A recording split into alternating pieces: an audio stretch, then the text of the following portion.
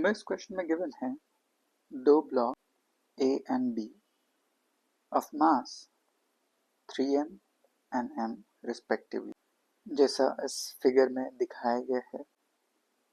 अगर coefficient of friction between A and B mu है, so minimum applied force F कितनी होगी so that sliding of B over A avoid किया जा सकता हो, हमें कैलकुलेट करना है। Since 3m block and m kg block means A and B आपस में कांटेक्ट में है, सो ये दोनों कंबाइन मोशन करता होगा।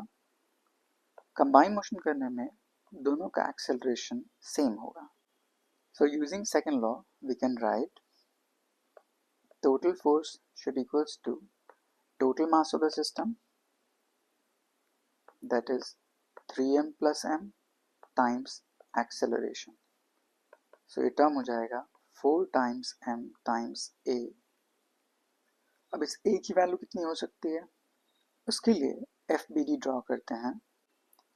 सिंस ये point of contact, so while accelerating 3m kg block m kg block के ऊपर एक नॉर्मल रिएक्शन प्रोवाइड करता हो।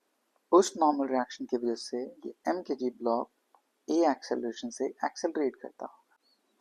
सो इस ब्लॉक B उस पर एक normal reaction n provided by A, जिसके वजह से ये एक्सेलरेट करता हो right side with some acceleration A। इस ब्लॉक पे डाउनवर्ड डायरेक्शन में फोर्स ऑफ ग्रेविटी mg जो उसको स्लाइड कर सकता हो, सो उसको प्रिवेंट करने के लिए सरफेस कांटेक्ट की वजह से फ्रिक्शनल फोर्स अपवर्ड। नाउ अगर इस ब्लॉक B को स्लाइड नहीं करना, सो नेट फोर्स इस पे 0 होना चाहिए। So we can write n should equals to m times A and frictional force should be greater than equal to m times g। Frictional force का formula mu times normal reaction, n की value ma substitute कर लेते हैं, so mu times ma greater than mg। mm cancel out, so यहाँ से a की value आ जाएगी greater than equal to g by mu.